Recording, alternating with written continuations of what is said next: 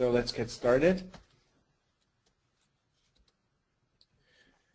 So the session is called High Integrity Die Casting, a holistic approach to improve die casting quality.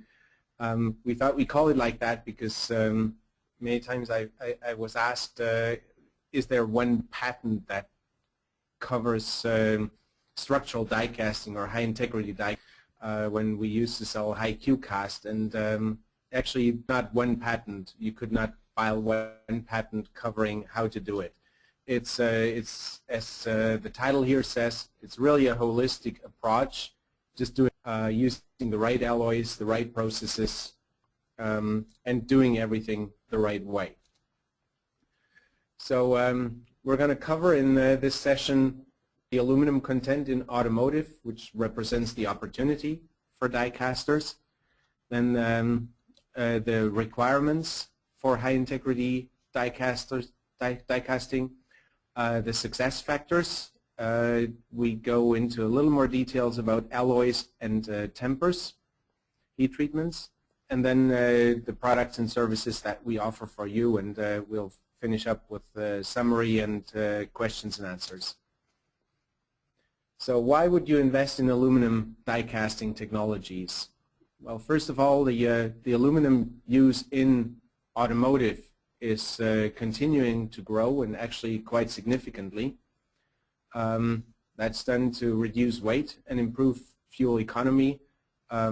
It has been stated in the press many times, 6.5% reduction in fuel consumption can be achieved for every 10% reduction in mass, and at the same time you reduce emissions.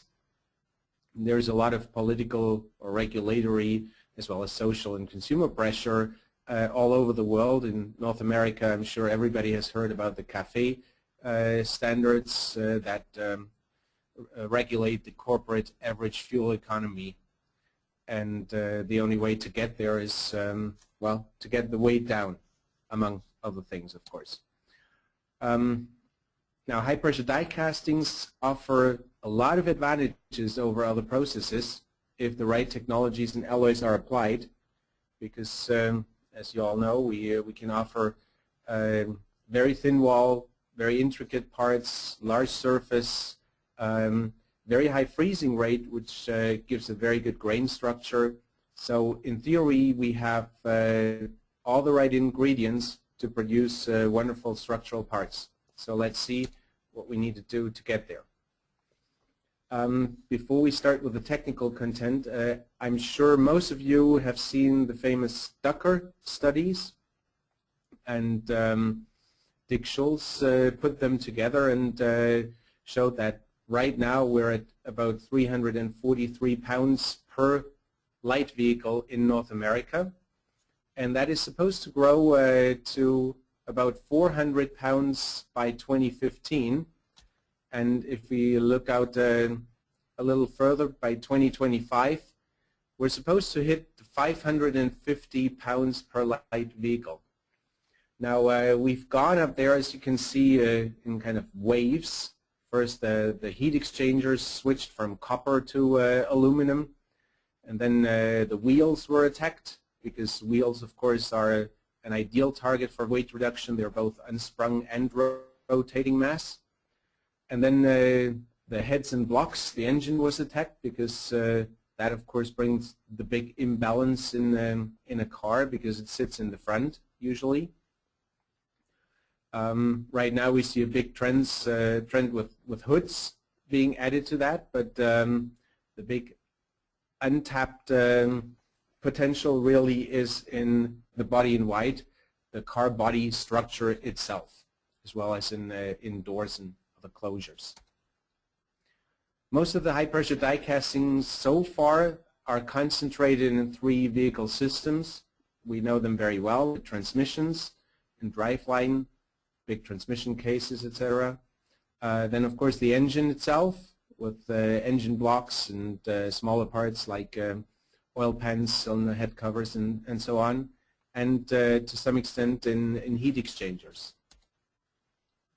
Now, the future grows. Really, we expect that all to happen in the body structure, because, well, the other things are either already maxed out, or we actually will see certain downsizing, especially when it comes to engines.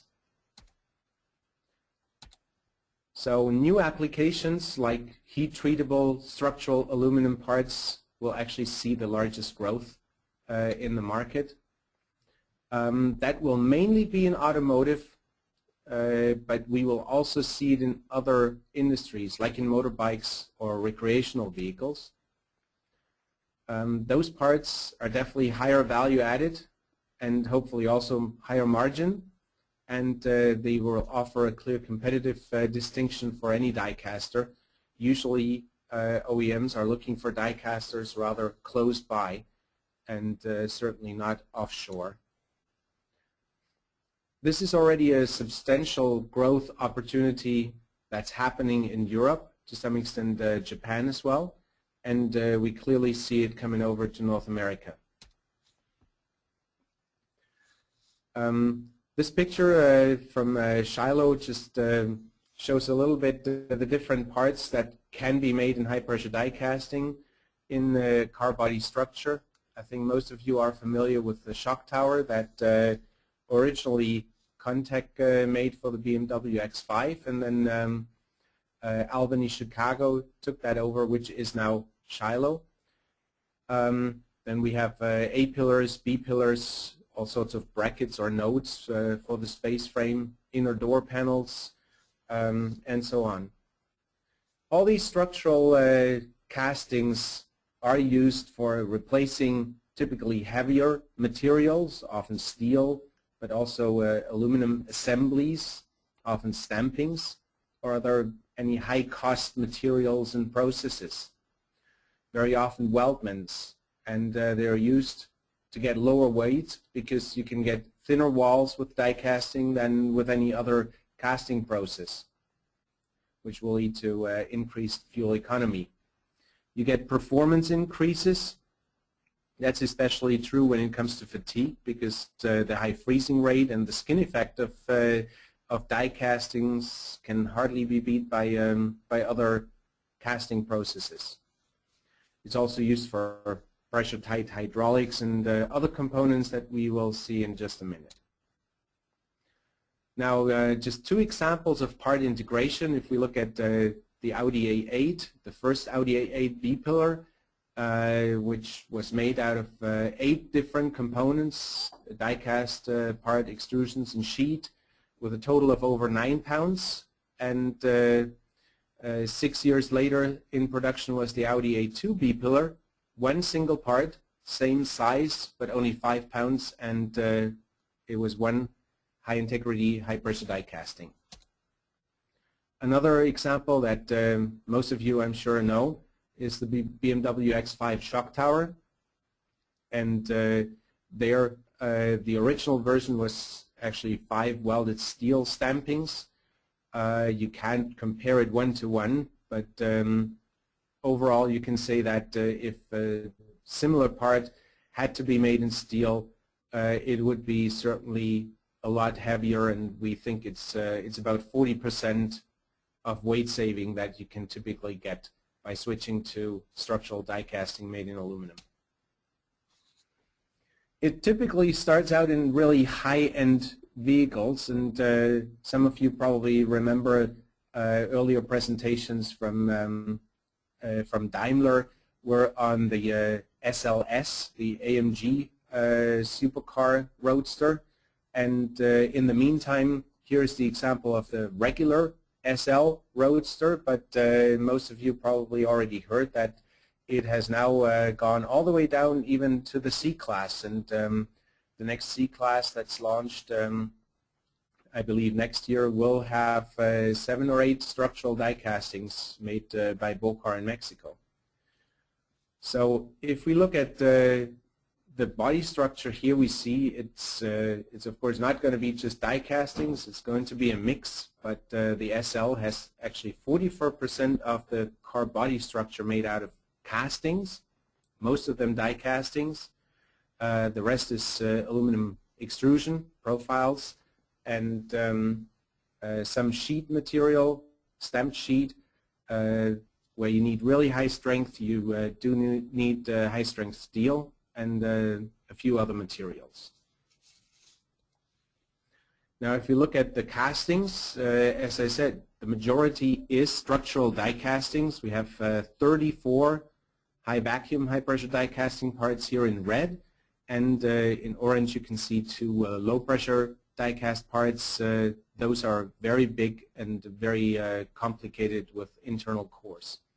The total weight of the castings is 110 kilos, and interestingly enough, the weight saving over a traditional steel car body with this aluminum body was also about 110 kilos. Here is one example that wasn't covered before. That is the firewall, an interesting part, and you can see the dimension is huge, of course, going all across the car. The weight 7 kilos, so about 15 pounds, integrated 6 different parts, and that really helped reaching the rigidity goals in that roadster. Other current and potential applications that we're looking at is in the suspension area. Of course, in the underbody already we have a lot of cross members and engine cradles, things like that. But if there are thin-walled suspension parts, then they can also be made in high-integrity die casting. And if it's outside of the automotive sector, then one example here is the Yamaha motorbike main and seat frame. They are both made in Japan in the silicon 36 alloy. Or this part, this is actually made by AMT in Quebec. They are producing this in originally silicon 36, now Oral 2, and it's a suspension part for the BRP skidoos, and that replaced 2 gravity cast parts, which were of course a lot thicker, and therefore they reduced the weight and machining costs. So what are the requirements for high integrity aluminum die castings? Well, first of all, of course, weight reduction, because as mentioned before, we can cast very thin with high precision. We do want to integrate parts, because that is not just helping to save weight, but also to save costs. Otherwise, you have to use complicated and expensive joining processes, often welding. High mechanical properties, and here is just one example that I've taken from the Mercedes specification. Now, what is interesting to see is the strength targets aren't that challenging. You could reach that with an A380 die casting.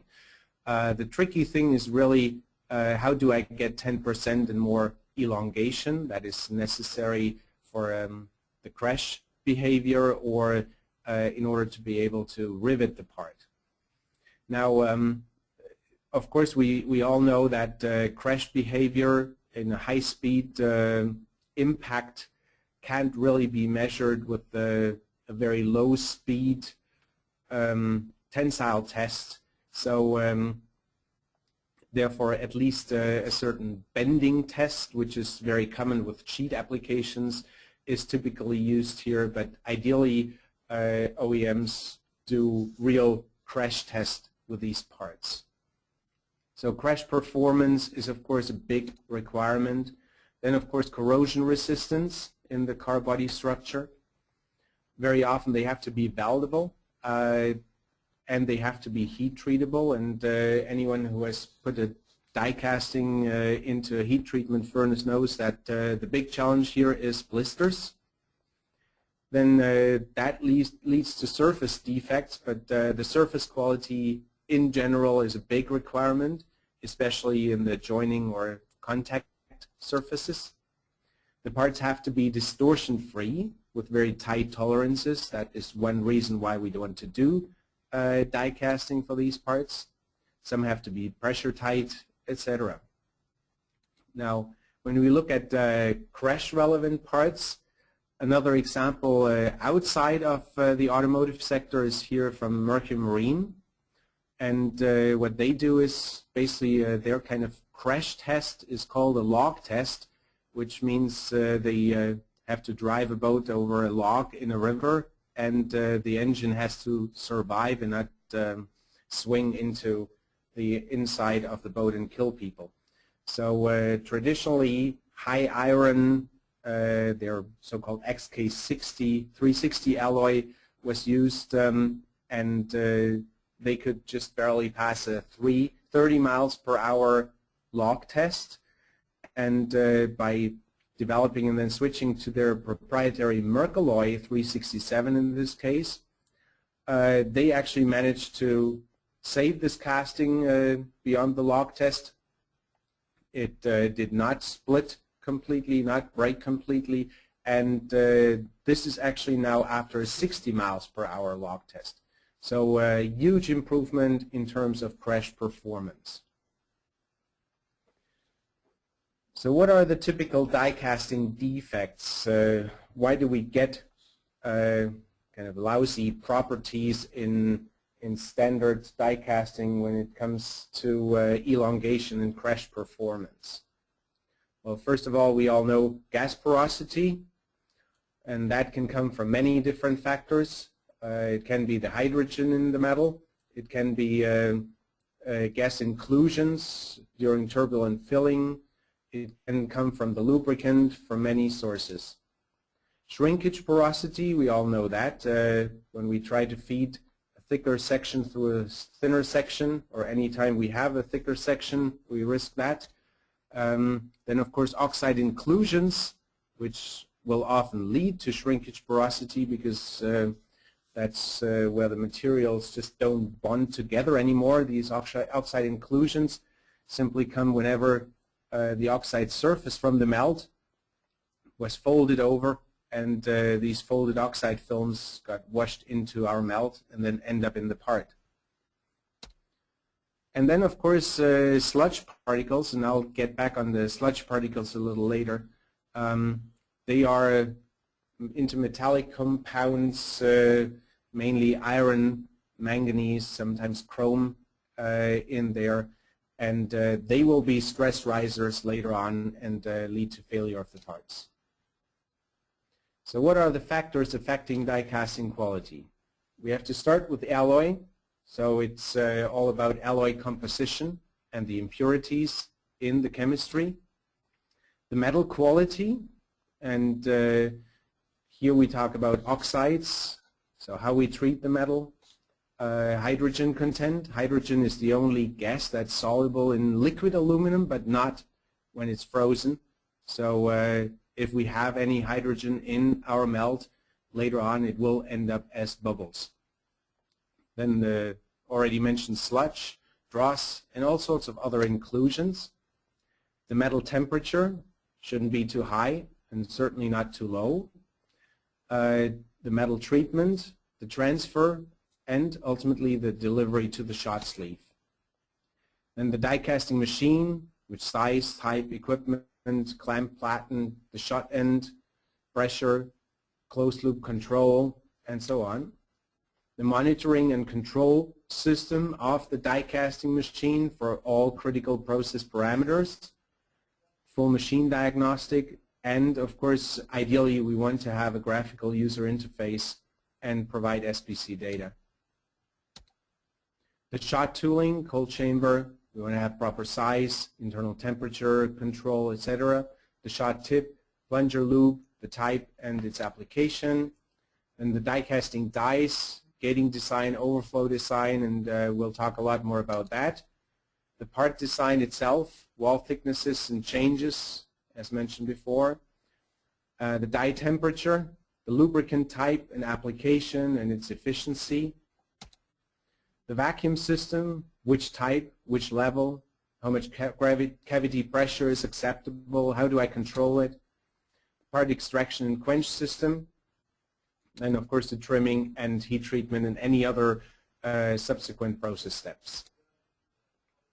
So standard die castings are sometimes described as two sound skins around foam.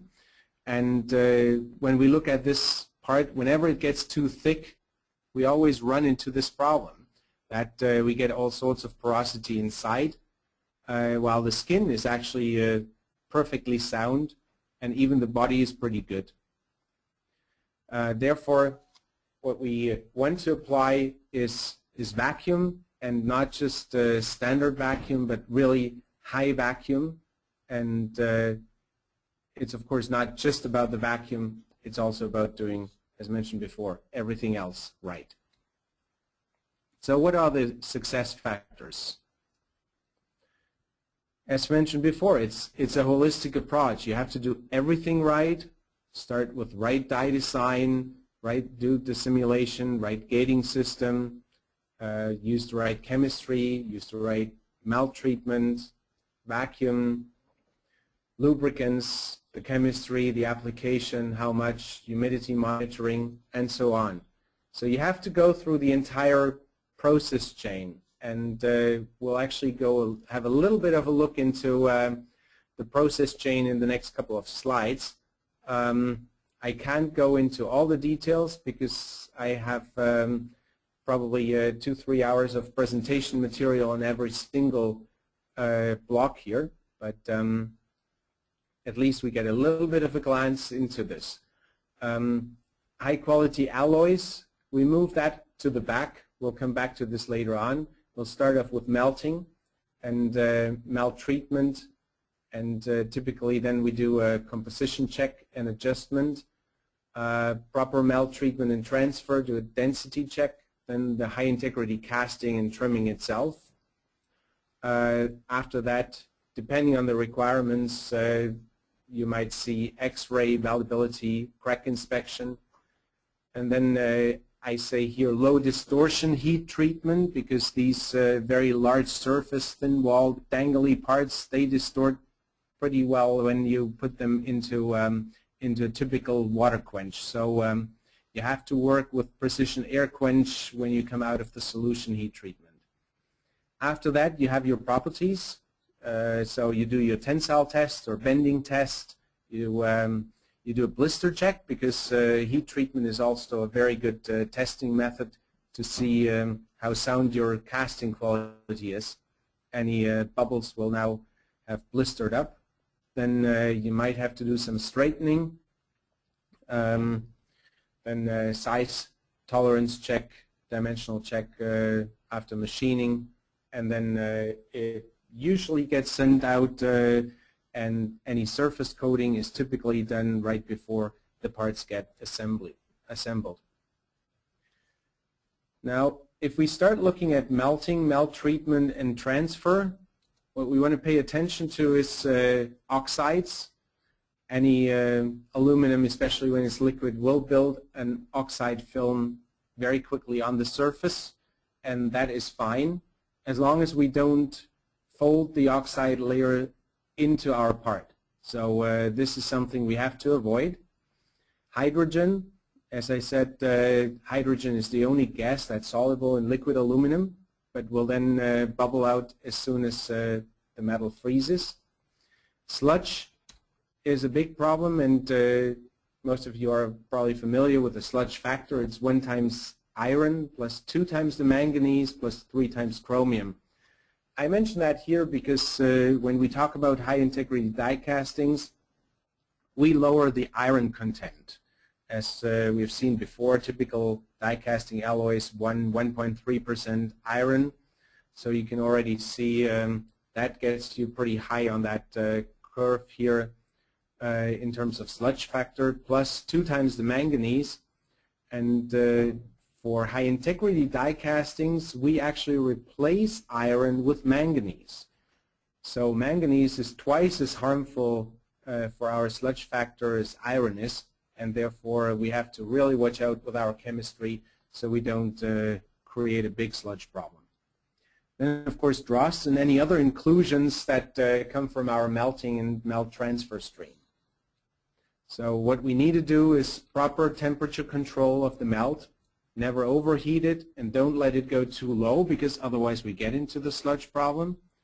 Avoid any excessive turbulences, and absolutely avoid splashing. Splashing always means I fold in the oxide layer.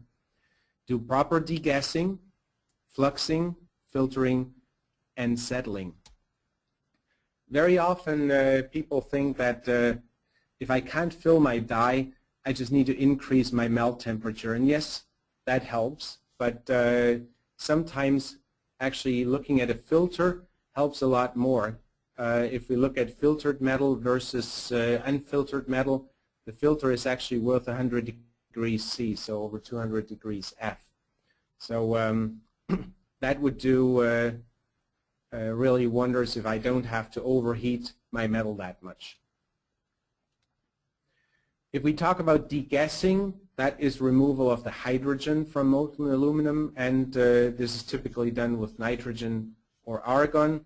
Ideally, you do want to do rotary degassing, and you could either then inject fluxing directly with the nitrogen or argon, or you do it on the surface. But fluxing here in this case is used to remove the dirt, so the dirt actually sticks either to the bubbles coming up or to the surface. Now any waterfall is really bad. Here worst case example. So that melt is definitely going to be full of oxide films. But very often I see that even very good die casters do everything right, and they filtered the metal and they degassed and fluxed and cleaned it up, but then they still end up with oxide problems because in the transfer into their dosing furnace, they have to lift the transfer crucible high up, and then you get a 3 feet waterfall coming from the transfer crucible into the dosing furnace. So here again, this can cause problems. Now when we talk about dosing, typically in die casting we use ladles. For high integrity die casting, there are ways to get there with ladles, but I would recommend using a dosing furnace. It helps in two ways. One is it really helps getting a low turbulent flow of the metal into the shot sleeve, and B, my melt quality is definitely going to be better because I can continuously degas. I can very often still filter inside the holding furnace or on the bottom of the pump. Plus I actually have an enclosed system, so I don't lose heat, and therefore I can keep the melt temperature a little lower. Plus I actually have an inert atmosphere on top, so I will get less oxidation on the metal surface as well. BDW actually went even further, and they said we need to get rid of all the oxides before we get the metal into the shot sleeve, and they developed their own little, what they call a swivel launder, and this is a simple launder that actually moves downward and puts the metal nicely on the bottom of the shot sleeve, which eliminates, of course, all the turbulence that you would get, but B, also helped extend the life of the shot sleeve by a factor of about 10. And when you use basically primary structural alloys, that really goes a long way because they are very aggressive both on the dies and on the shot sleeve. So now, before we can get started with making a die and actually casting anything, we need to design the part, and therefore we need simulation. So we need to have a proper simulation program. There are many out there, but make sure you get material data in there, all the process parameters, and of course the part and gating design. And the simulation has to be used to optimize the runner design, provide a continuous flow path, a homogeneous one flow into and through the entire part. Don't forget to optimize the overflow as well, including the vacuum valve and position, utilization of gates along nearly the entire front edge of the part, and we will see a few pictures of that in just a minute. It helps us predict casting defects, temperature distribution at the surface of the cavity, the velocity field in the liquid metal, and it should help us get a homogeneous metal front all the way through the part. We see here an example of a gating system. Some people call it the antler gating design because it looks a bit like that, but you can see the metal goes in over the entire front of the part.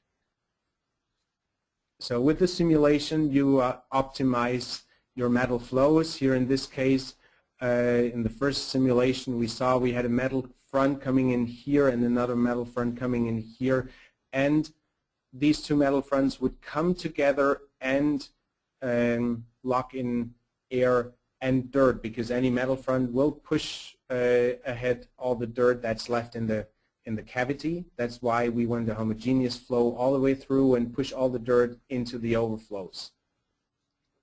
That is also why you typically will find better properties on the inlet side than on the outlet side. We also simulate, of course, the thermal balance of the die, and then we can design our heating cooling channels. And very important, now with Visi-Trak we are able to offer a device that helps you check the thermal balance of your die after every single shot. This is a system developed by Baraldi in Italy. It's called Total Thermal Vision, TTV. It's a real-time cycle-to-cycle measuring device. You basically take a picture after every shot. It's in a protective enclosure, and it's cleaned and just opens very quickly to take the picture. And the pictures are stored, and you basically you can make a thermal movie or thermal video of the evolution of your die. So that helps you when you are setting up a new die, so you don't have to just throw away the first 10 or 20 shots, whatever you think you need to throw away. You can actually look at your picture and you can see when your die is at temperature. But very often, of course, you use it as well simply to check if everything is okay with your process, if your thermal balance of your die is right. Now when we talk about that, heating cooling channels of these thin wall structural parts, very different to typical thick wall, let's say engine blocks or transmission cases where we shoot an awful lot of metal into this die. Here the typical wall thickness is just 2-3 millimeters, so there is very little heat coming into the die from the metal. Therefore, it's not so much about cooling the die down. It's more about heating the die to a homogeneous and to the desired temperature, and controlling that. And if you have hot spots, you would rather use jet cooling than a lot of big cooling channels. Now, here in this picture, we also see the plunger and then in-gates, and again this so-called antler design. Another beauty we see here, these dots are actually the ejector pins, so you can see with this design that helps us to also put the ejector pins actually on the in-gates, not on the part, which is very helpful. And then we see on the other side the overflows, and here the vacuum valves.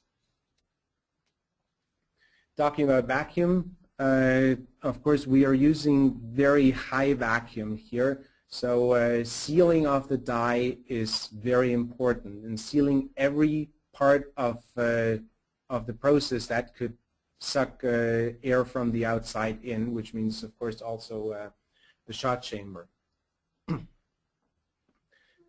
Then the product development, we need a component design that is really robust, meets both functional and manufacturing requirements. That will lead to higher quality products. And it's very important that design engineers work together with the casting engineers from the early stages of the product development. And that you include the gating and die design. Simulation, as mentioned, is a must. The gating design is extremely important, but you shouldn't overlook the vacuum gating.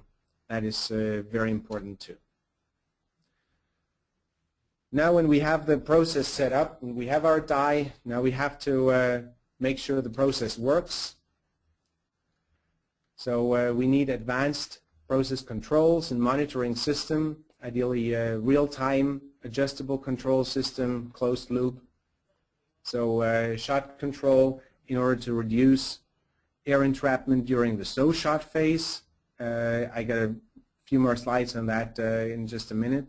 A smooth metal flow and flexibility of adjustment during the fast shot, the fill phase, repeatability, deceleration for low impact so we don't get massive flashing. Whenever we have flashes build up, we also know that that is stressing our dies and it's squeezing the dies apart, so our vacuum will suffer from that. And of course programmability, very important. Then the vacuum monitoring and control system. You want to be able to see your shot profile and your vacuum curve on one screen. You want to apply the vacuum during the fast shot. Again, repeatability is really key because, of course, your fast shot is only milliseconds. Detecting leaks or blockage is very important. Your control system needs to be able to tell you immediately if a part was made and the vacuum system was blocked or it was leaking. And then it needs to help you troubleshoot quickly. It also needs to control other die cavity sensors and any other sensors like, for example, the mentioned TTV.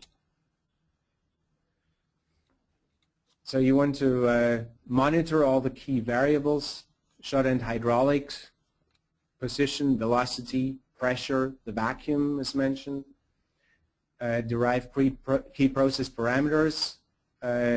You also want to control your furnace, metal and die temperatures, tie bar stress, cycle times, etc. So all of this needs to be reported by the monitoring equipment, and of course it should tell you immediately if a part is out of spec, and if it's not, then you want to have the data stored for later on. So here we see an example of a shot profile monitored with a SureTrack real-time shot control system, and that does exactly what we just described before. It's fully programmable control parameters.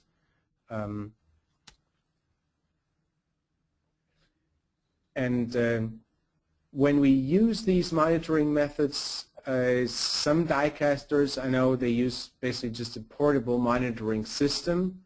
That works, of course, but not for structural die casting.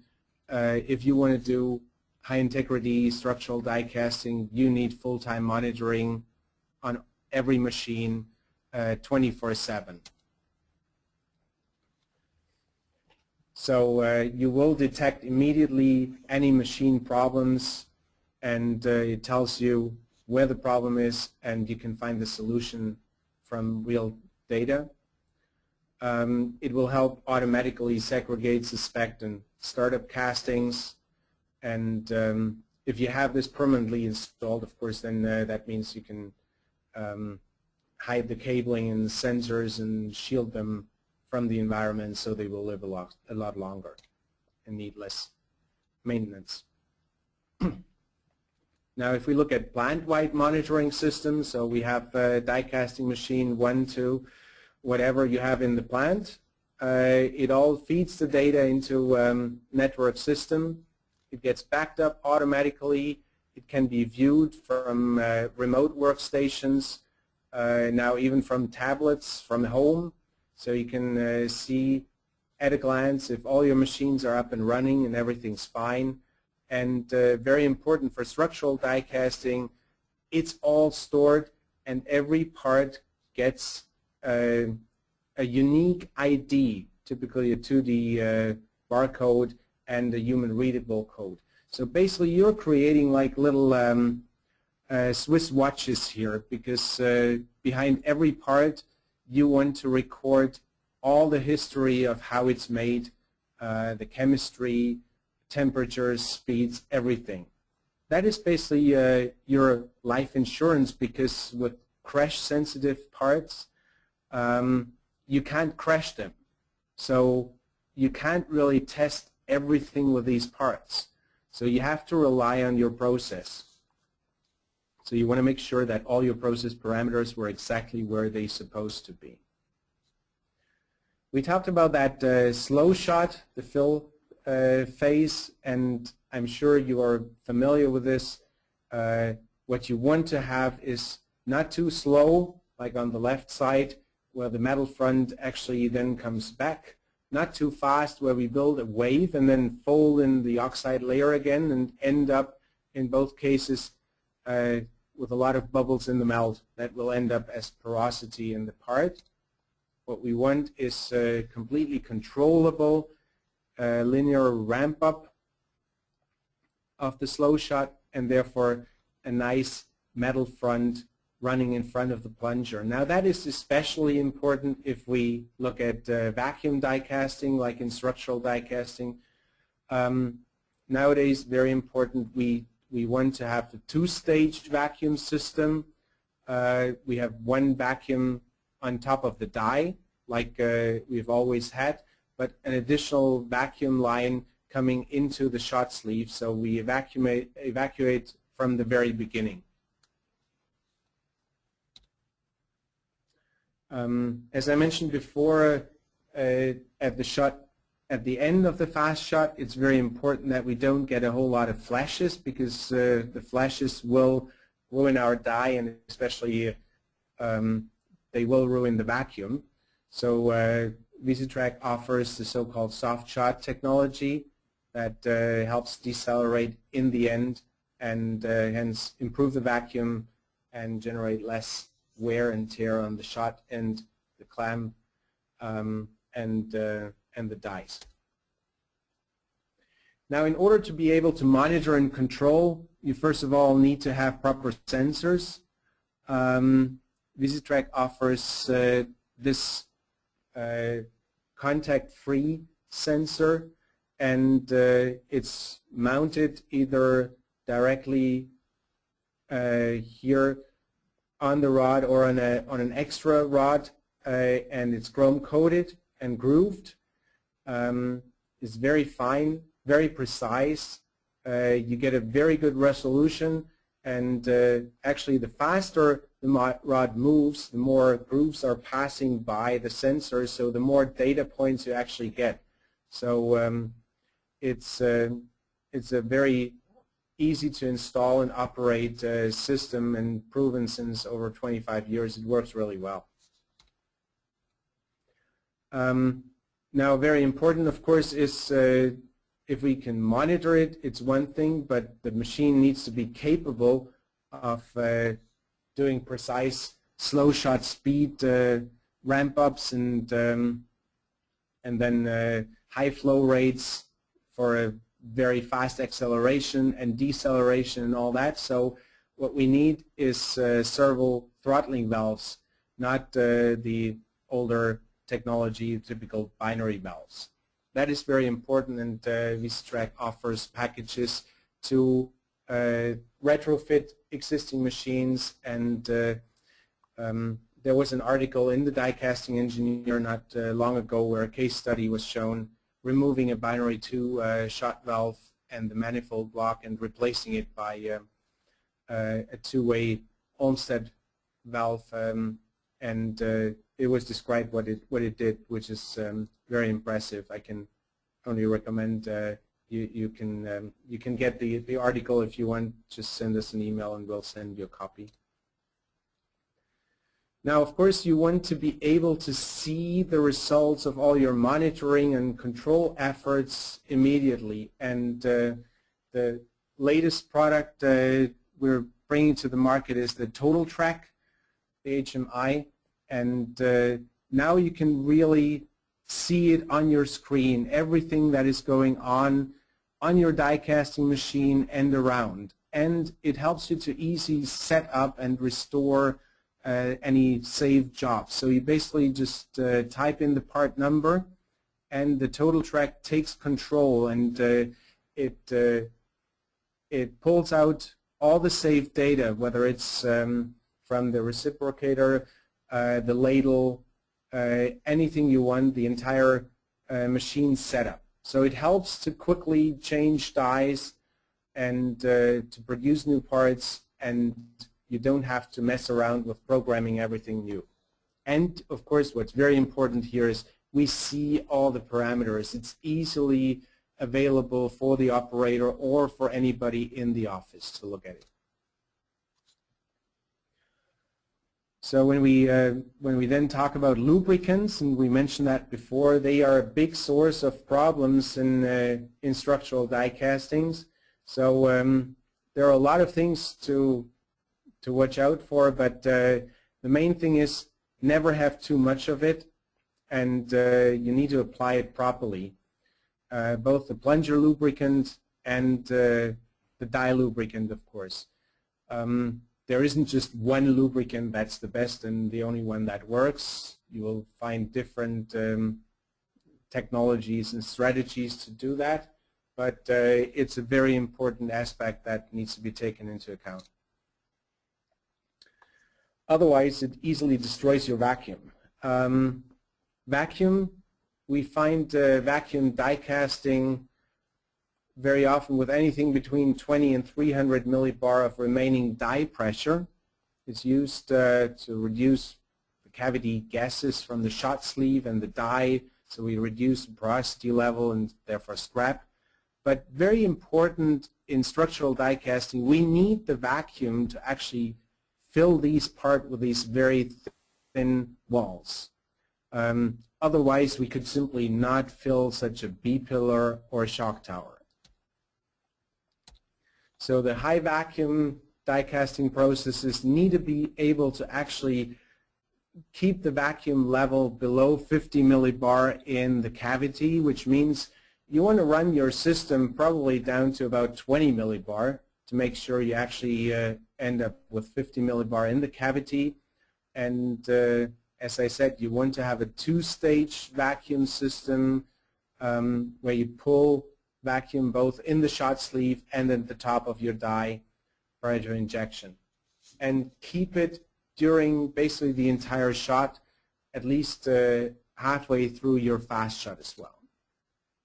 Monitoring and controlling the vacuum level is key. The main differences that we find is really the vacuum valve type, the control system, and its monitoring approach. So you want to be able to basically put your vacuum curve on top of your shot profile, and depending on how you actuate your valve, your shot control system needs to be able to tell the valve when to close it and when to open it. We typically distinguish between mechanical and hydraulic valves. The mechanical valves, I think everybody's familiar with the typical cast tool or the VDS ProVac or Fonderex valves. The pros are vacuum is pulled through the entire shot. That's ideal. That's what we want. We don't need an expensive controller. It's relatively easy to remove and clean, and biscuit size variation is not an issue. So if your machine is not very precise, then that's a good way to go. The downside is typically smaller valve cross sections and the potential for metal to fill into the valve, and the valves are then also expensive, and it takes quite a bit of maintenance. At BDW, we of course had the MF2 system, because MFT is minimum fill time, that was invented by the Turner family, the former owners of BDW. That allows for a much larger cross-sectional area.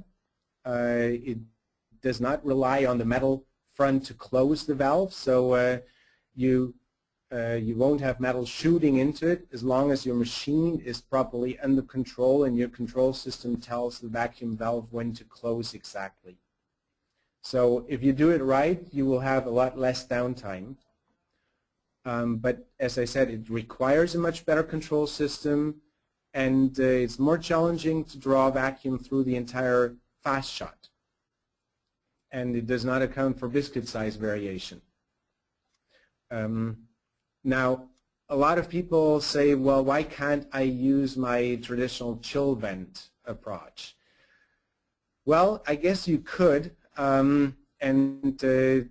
If you look at the Castvex system from Australia, that is a very interesting approach because, of course, a simple chill vent would be way too small to evacuate enough. But if you increase that area by, let's say, 4 times, so your 80-ton locking force that you require for your chill plate would now actually become a 320-ton locking force. So if you actually need 2 or 3 or 4 of those to evacuate a big die, you can imagine you would need a bloody big machine now. The Australians had this wonderful idea, why don't we just put this in a 3-dimensional shape, and we fold this, and you can see the result is that.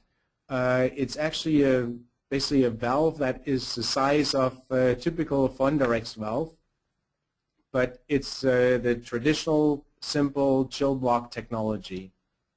So that is in production at Nissan in Australia since over 6 years now, and apparently the result is very good. It brings you the same performance as a mechanical valve, but of course it's not that simple as a technology because when you look at the valve itself, it is quite complex. It has internal water cooling, built-in air blow to self-clean the washboard.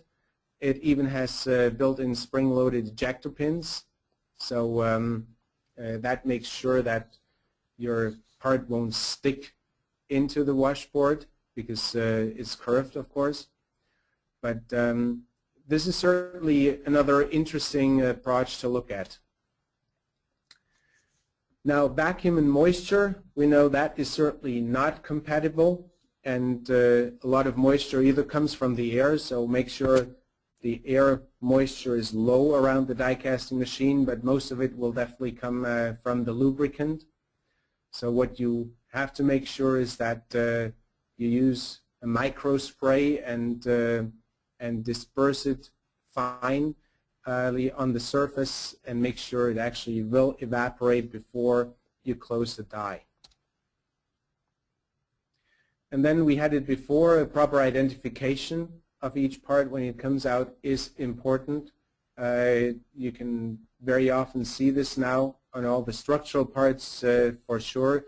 So it's engraved on every part when the part comes out of the die casting machine, and then the barcode is scanned again for every subsequent process step. So you scan it before you put it into the heat treatment furnace, and then the heat treatment temperature curve is simply added into the data archiver, and anyone who later on scans the 2D code will see all the process parameter through the entire value chain. So this network data archiver is very important. It collects and archives all the data and then helps to uniquely identify each part. So here you see how it looks like. I had the question a lot, what if the part doesn't have such a surface, or the surface actually gets machined. I have seen people actually putting this on twice. Once after the part comes out of the die casting machine, and then again after machining because they had to machine the surface. So Visi-Trak is offering all these plant-wide building blocks, starting with the high-speed data acquisition that we saw, including, of course, the precision sensor package, very important, the process monitoring equipment, the shot control, including all the necessary valves and shot control package, then advanced die casting machine control, and finally the plant-wide management solution with remote machine monitoring, quality control, data archiving, and traceability system. So now let's get into alloys and tempers for structural die casting.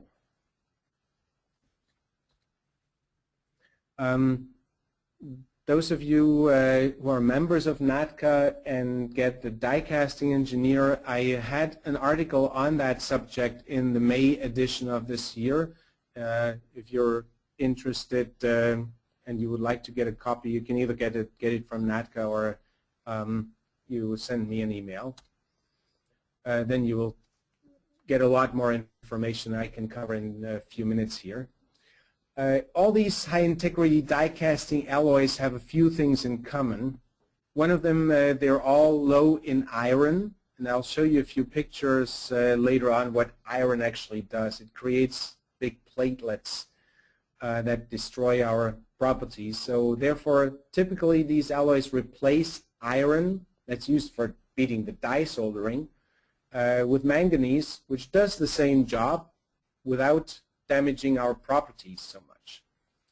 They all need relatively low copper. How low should be determined in the salt spray test. And they all have strontium additions at different levels for different purposes. Typically, strontium is added only to modify the eutectic silicon. In the case of the Mercalloys, it's also used to beat die soldering. We distinguish between, well, at least two major structural die casting alloy families. One is the typical one, aluminum silicon alloy family with aluminum plus usually 8 to 12% silicon and up to 0.6% magnesium, then some manganese and a little bit of iron. It was found that up to about 0.22 or even 0.25, the iron is not harmful at the high freezing rate of die casting. If you look at typical structural alloys that are used for, let's say, aerospace castings, you will find iron level limits of 0.06 or sometimes even lower. Very common because aerospace castings are typically made with precision sand, which means very low freezing rate. So it takes very long to solidify, and the iron has a long time to form out these nasty needles. If you look at wheels or suspension parts, typically you would use an A356.2 as starting material. That means a primary alloy with 0.12 max iron. 0.15 the typical in the part, while in die casting with a high freezing rate, as mentioned, we can go up to 0.25%. So the typical candidates here are, I think everybody has heard about Silicon 36, the most common alloy in Oral 2 or 3 used by BDW, now Cosma, Oral 5S, another one. Then the Mercalloy, used by Mercumarine and more also by others. Castacil 36, W3, that's actually the Ryobi name. I think Ryobi was the one who made that very popular in North America, and now people recognize that as well. It's a Japanese alloy, but basically in the same family. These all have excellent castability, they're heat treatable, and they are the most commonly used alloy family. You see you have a wide variety of alloys and they're easily commercially available. The other one, more problematic alloy family, is aluminum plus some magnesium plus a little bit of silicon. The most famous candidate here is the Maximal 59. I heard it's actually not easy to get that alloy in North America, and it's becoming less and less popular even in Europe. It was developed because it has really excellent properties as cast or in a T5, so just artificial aging temper, but it's very difficult to cast, and really it just eats your dies. If you think of typical die casting alloys with an A380, 383, your dies last 150 or 200,000 shots. If you take these almost primary type structural alloys, the aluminum silicon family will let your dies last for maybe 80,000 to 100,000 shots. And with the aluminum magnesium silicon family, your die life goes down to, if you're lucky, about 40,000 shots. So there you see another big problem, apart from the problematic fact that these alloys also require beryllium, which is not easy to handle. They are susceptible for hot tearing and stress corrosion cracking. So therefore, let's focus on the aluminum silicon alloy family. Here the silicon is used to promote fluidity and ultimately castability. Magnesium at the low level is added to impart strength, forming so-called the mag silicide hardening Mg2Si particles. Iron helps reduce die soldering, but we know it negatively impacts ductility. The manganese is used to beat the die soldering. Usually it's also used to correct the iron phase. Titanium used as a grain refiner. Copper simply kept low because in those low levels it's not used as a strengthening element like in other alloys. It really is just a problem for corrosion resistance. And strontium, as mentioned before, is used for modifying the eutectic silicon, or in higher levels in the mercalloys to beat die soldering. So here's a picture of what the iron actually does. Both of them are 380 die castings, and we can see here in a 2D picture you will see it as needle-like structures. In 3D it's actually platelets, and they can be so nasty and go through your part that they actually cause it to crack. But at least they will block the feeding path and ruin your ductility. Now, it was found back in the 90s in Europe that manganese is ideal for replacing this iron. So the first structural alloy available back in the 90s was the so-called silicon 36, still around, still used very often. And back then it was found that actually if you go up to 0.8 or even 1% of manganese addition, it doesn't really do much to your properties. It actually just improves your properties. Now, we have seen before the sludge factor is 1 times iron plus 2 times manganese. So the more manganese I have in there, the more sensitive my alloy will become to sludge particle creation. So therefore is clearly the objective, and that was one objective, for example, why then the Oral 2 alloy works with a slightly higher iron content, which was found does not harm the properties. It works with 0.2, sometimes even 0.25, and then lowered the manganese content to only 0.4, 0.5%. And lately then Ray Donoghue from Mercury Marine said, well, actually the ideal point would be an 0.3% manganese content. This is where we usually see the peak in properties, plus 0.3 is even better than 0.4, 0.5 in terms of sludge particle formation. But at that level, even with a 0.25 iron, an additional mechanism is needed to beat the die soldering, and therefore Mercury Marine has added the strontium, which was proven to help reduce the dye soldering. Now if we look at what silicon and magnesium do, the main elements in this alloy family, we can clearly see the more silicon I add, well, the better my fluidity will be, but unfortunately the lower my ductility will be, but the higher my strength will be.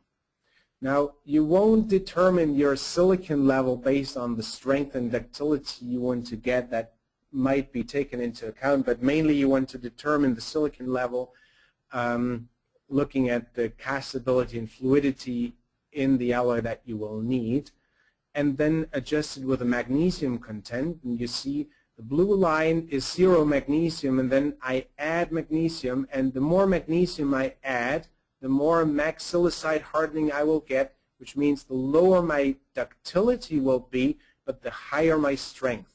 Now, I have this plot here only until 0.2, but you can just imagine it goes on like this up to 0.6%. After that, you do not get more strengthening. So if we just have a look at, and I'm using the example of the Mercalloys here because they're probably the least known of that series, because most publications were really made on the silicon and the oral alloys. But we have about the same principle. So we see in the 362 type, we have 11% silicon for highest fluidity. We use the 0.3% manganese, here a relatively high mag level, so we get higher strength, and the high strontium addition. And now we just play with the temper here. This is F temper, so S cast coming out of the die, and here T6 full solution heat treated and artificially aged. And we can see the property packages easily meet and exceed the property requirements that we have seen at the beginning of the presentation. Now, of course, we can work more with this, and here we take the example of the 367 alloys, lower silicon, so we get actually higher ductility, but in this case we use first the high magnesium variant. So we start off with a pretty strong material, and S cast is more, the more we age it, usually we increase the strength at the cost of ductility. If we solutionize it, we will get to high ductility, and then the more we age it, we lose ductility and gain strength until we come to a point that we call the peak aging. And at that point, I have reached the top, and after that, I will overage it, and then it's no longer a T6. We actually call it then a T7, which means then the stabilized position where it actually gets softer again, and we win back ductility. If we look at the 368, so again 9% silicon, manganese, same, lower magnesium, and we see higher elongation S cast, and we can boost the package even more by going into a T6. So ultimately what you want to take away is the chemistry and the heat treatment can be tuned to meet a wide variety of property packages. So if you are actually specifying a part, you really don't want to specify a specific alloy and temper. What you really want to specify is the properties that you want, the exact requirements on the part, and then together with the die caster, you can exactly define what are the process parameters and what alloy do I want to use, and then which temper do I want to use. Static mechanical properties taken in a low-speed tensile test, as mentioned before, can be quite problematic.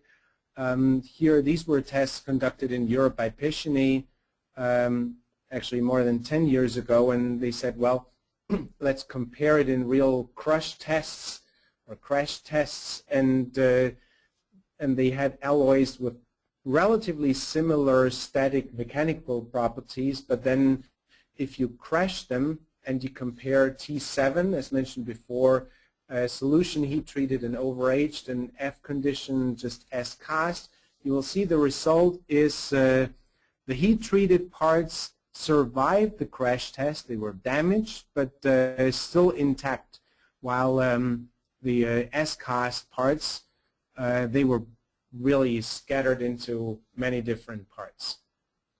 So therefore, for safety critical crash relevant parts, it continues to be important that we develop proper heat treatment recipes that include at least partial solutionizing, and as I mentioned before, the quenching after the solution treatment is very critical for our tolerances, and you can see the difference here.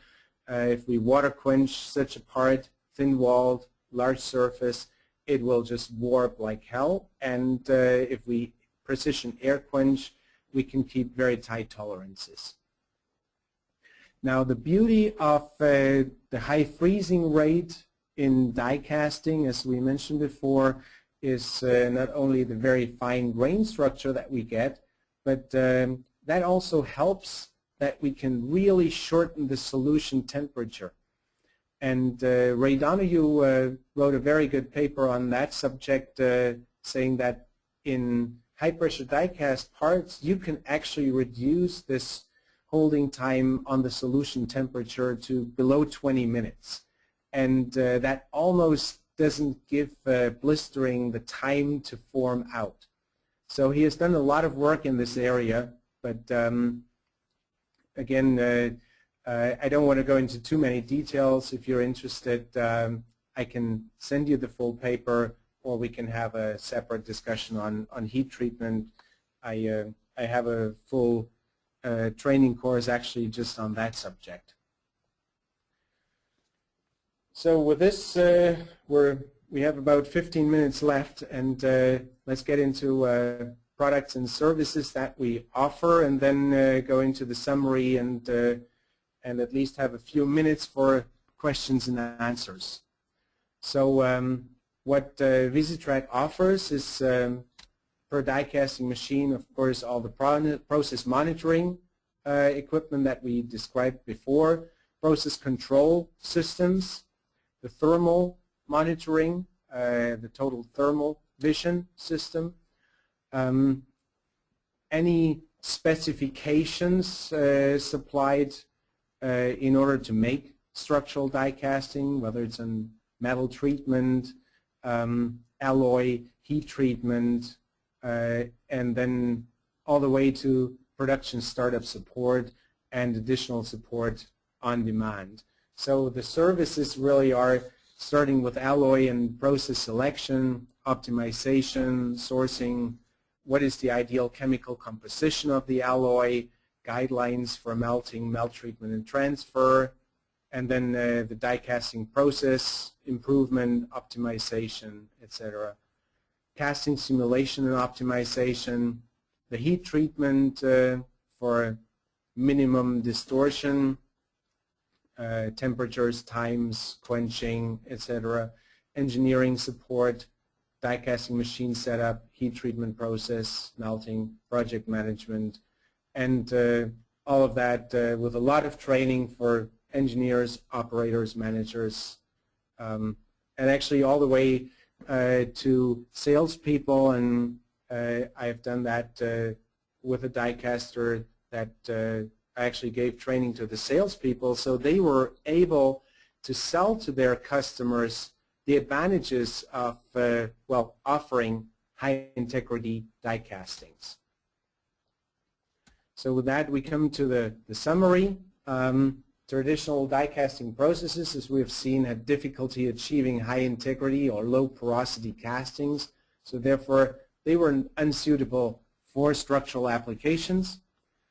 The alloys rely on high levels of iron to beat die soldering, and iron, as we have seen, really destroys the mechanical properties, especially elongation. but new casting processes and applying proper process control, vacuum, die design, etc., and new alloys allow the production of castings with high quality and mechanical properties that are heat treatable, weldable, crash worthy, etc. And the inherent advantages of die casting, like the high freezing rate, thin walls, high precision, can now be used to produce high quality structural die castings at competitive costs in North America. So with this, I come to the end of my presentation, and let's have a look at whether we got questions so far.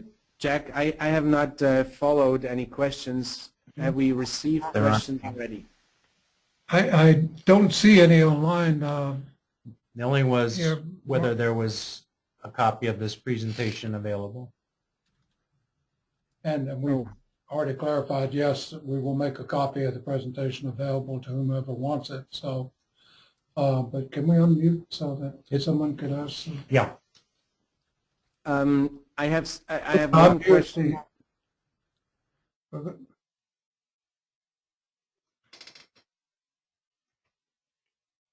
Martin would have to do that. Martin, can you unmute everyone else so if someone has a specific question they can answer? Okay. Well, there was one question: what is typical heat treatment schedule, temperatures, and times for solution treatment and aging T6 for silicon, and is specialized furnaces required to keep up with production rate of the die casting machine? Okay. Well, to answer the first question, well, you need a special furnace for the heat treatment in so far as you want to optimize it with precision air quench. So you don't necessarily want to go to the full typical 520 to 540 degrees Celsius for 4 hours, because that's what we find in the handbook. You don't need this, as explained, with a high freezing rate. Very typical, you will be able to use just 490 degrees C, whether it's for an hour or even less. Again, I can send Ray Donohue's paper on that subject. Very important, it needs to be followed by precision air quench and then artificial aging, and that depends exactly on where on the aging curve you want to be. So, and you can get there either by longer aging times or higher aging temperatures. But that depends which property package you want to get to. I think it's a separate question for silicon 36.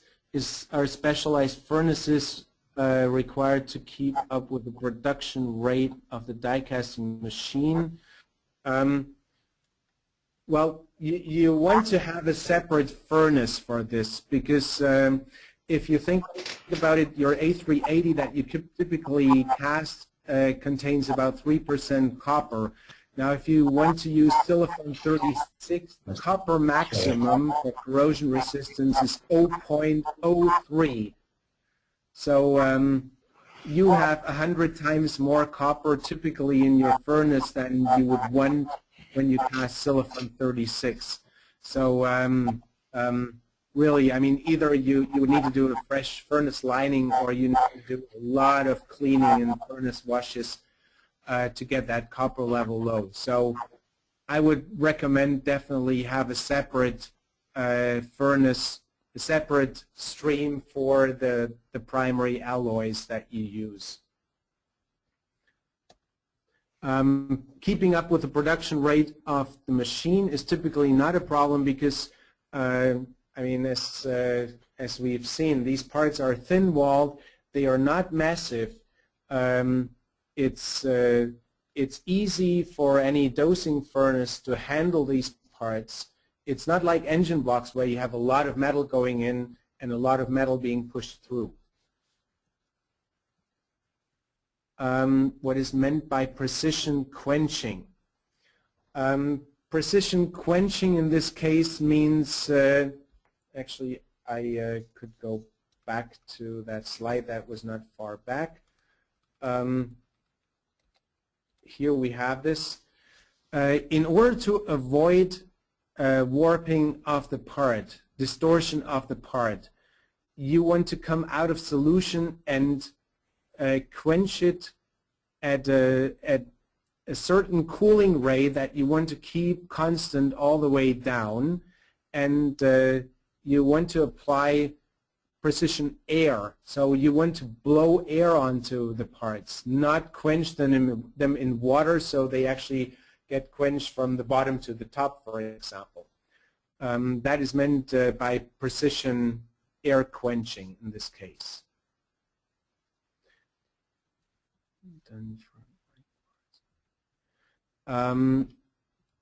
I do not, the question is, do you see this process being done for brake parts in the automotive industry? I don't know which brake parts you're talking about. I know there are squeeze cast brake parts, but they're kind of a different animal here. Whenever you need these type of properties, you would use that type of process, and you can use it for all sorts of components. I mean, I've seen seatbelt retractor bodies that have to withstand the it's almost like an airbag type explosion that happens inside the retractor body and then pulls the seatbelt back. And I've seen those seatbelt retractor bodies being made out of the same alloys and processes, for example. So yes, you can use it pretty much anywhere where you need these properties, but I am not aware of a specific braking part application.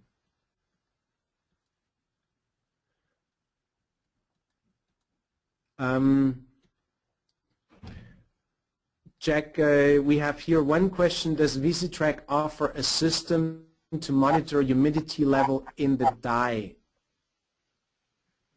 We have not had that request to date. You know, if, depending on the type of sensor, of course, if we got an analog signal level that was proportional to humidity levels, then yes, we could measure it, but we have not done it to date. Yeah.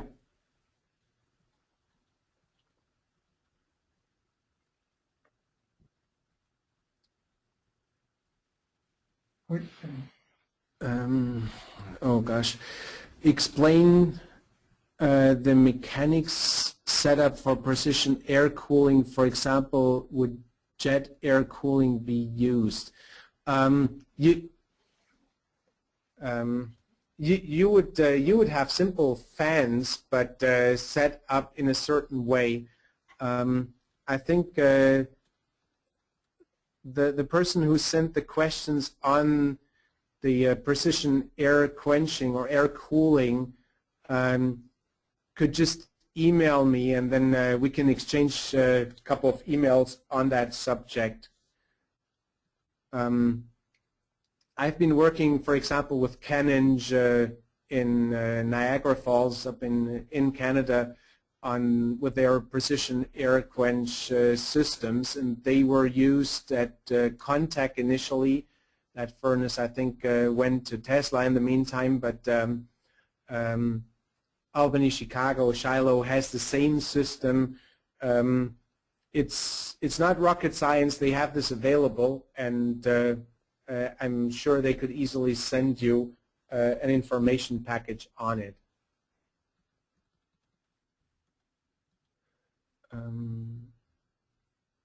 What equipment are available to inspect the metal properties? Now that depends where exactly. I think here quality of the furnace. if you want to inspect the metal quality, I mean, first of all, you want the spectrometer to check the chemistry. Then there are different equipment packages available to check the cleanliness of the metal. The easiest one is hydrogen content. For example, Foseco has what they call the ALSPEC H, I guess for hydrogen. That's a real-time measuring system that you just really put into your melt, and it tells you how much hydrogen content you still have. You can actually link it when you buy their degasser, and it would then degas until you get to a certain hydrogen level.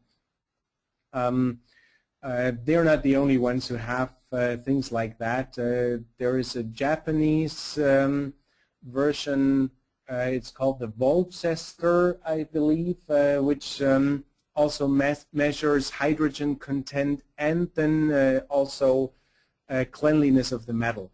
If you just want to measure the cleanliness of the metal in the furnace, a very cheap and easy and quick way is the so-called K-mold. It's a little bit like casting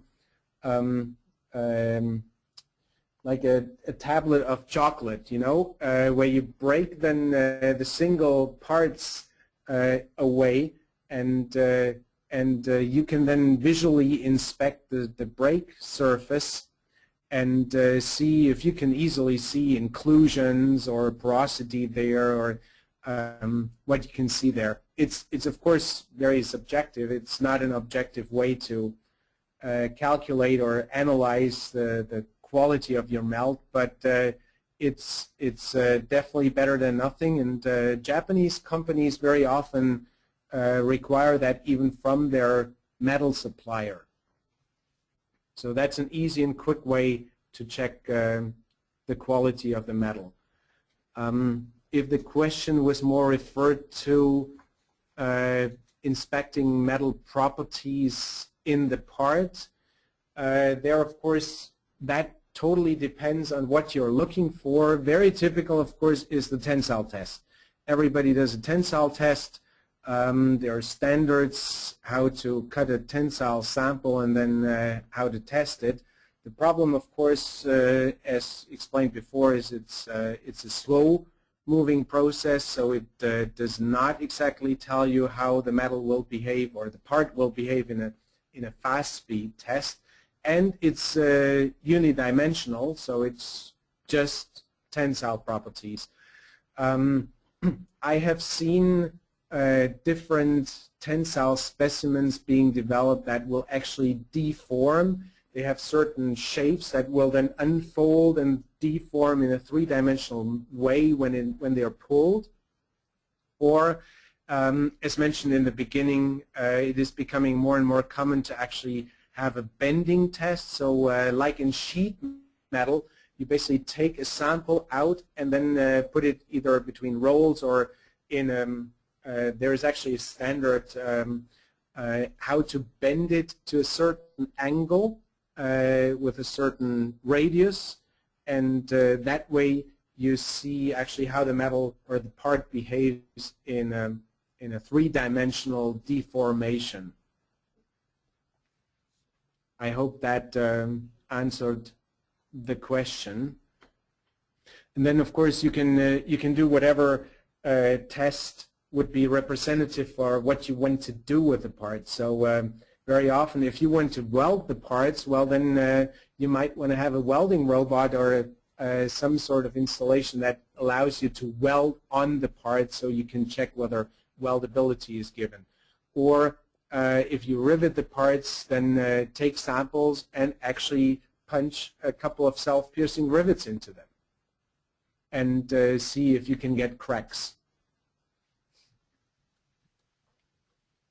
Okay, it's 5 o'clock, Martin. I think really thank you for your very outstanding presentation, and be happy to, if anyone wants to email and request a copy of the webinar, we'll be happy to send it to you as soon as it's available. And if you have any further questions of us here at Visi-Trak, please email me, or you can email Martin directly for anything you have further questions from him. And we appreciate your taking the time to join us today. Thank you very much. Okay, thank you. Thank you, Martin, very much.